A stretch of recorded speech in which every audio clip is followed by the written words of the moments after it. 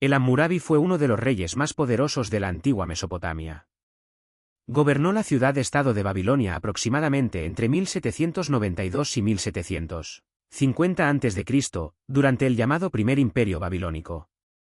Su mayor legado es el famoso Código de Hammurabi, uno de los conjuntos de leyes más antiguos y completos de la historia humana. El código estaba grabado en una enorme estela de diorita negra de más de 2 metros de altura.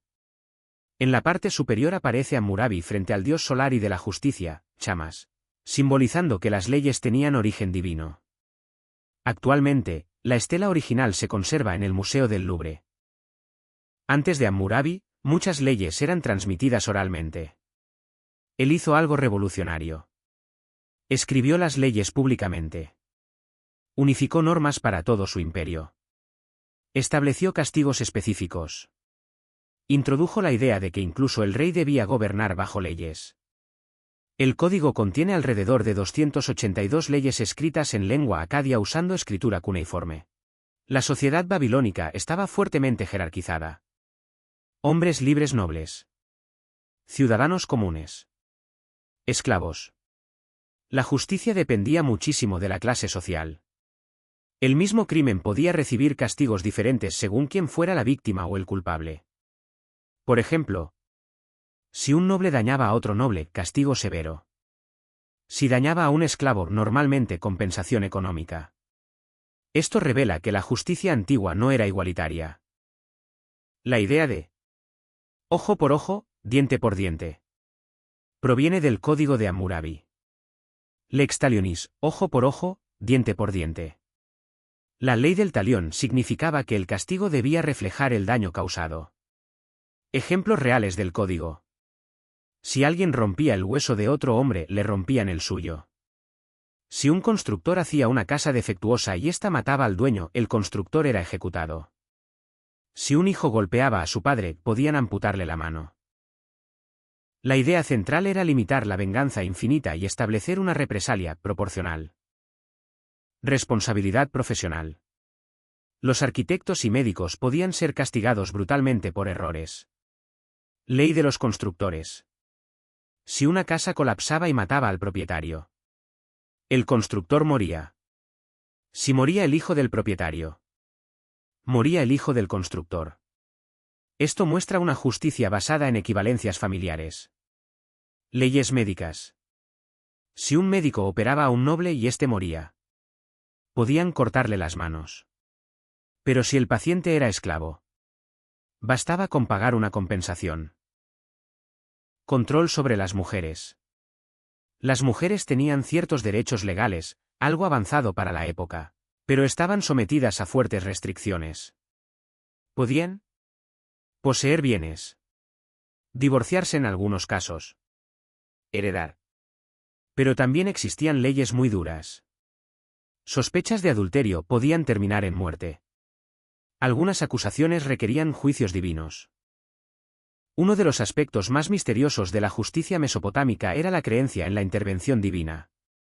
Un acusado podía ser lanzado al río en una prueba llamada ordalía. Si sobrevivía, los dioses lo consideraban inocente. Si moría, era culpable. El río sagrado actuaba como juez sobrenatural. Cuando se habla de justicia prohibida, normalmente se hace referencia a prácticas ocultas, castigos extremos o mecanismos legales que hoy consideraríamos aterradores o ilegítimos. Tortura y mutilaciones. Las amputaciones eran frecuentes. Cortar manos. Cortar orejas. Arrancar lengua. Marcar el cuerpo.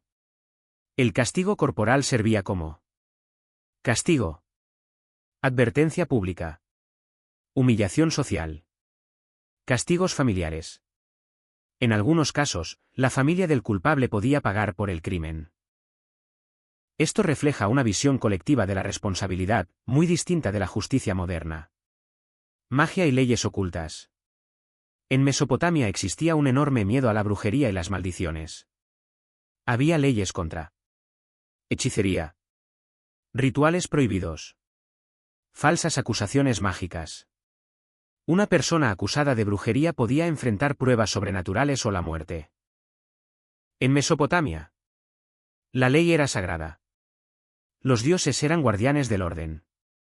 El rey era representante divino. Romper una ley no solo era un crimen contra el Estado. Era también un pecado contra el cosmos. El concepto mesopotámico de orden universal se llamaba justicia, equilibrio, estabilidad del reino. Depende de cómo se mire. Para su época, fue revolucionario porque limitó venganzas personales. Creó normas escritas. Organizó tribunales. Estableció pruebas y contratos. Pero desde la visión moderna. Era extremadamente desigual. Cruel. Patriarcal. Basado en clases sociales. No existía la igualdad ante la ley. El Código de Hammurabi influyó enormemente en leyes del Antiguo Oriente Próximo. Tradiciones hebreas.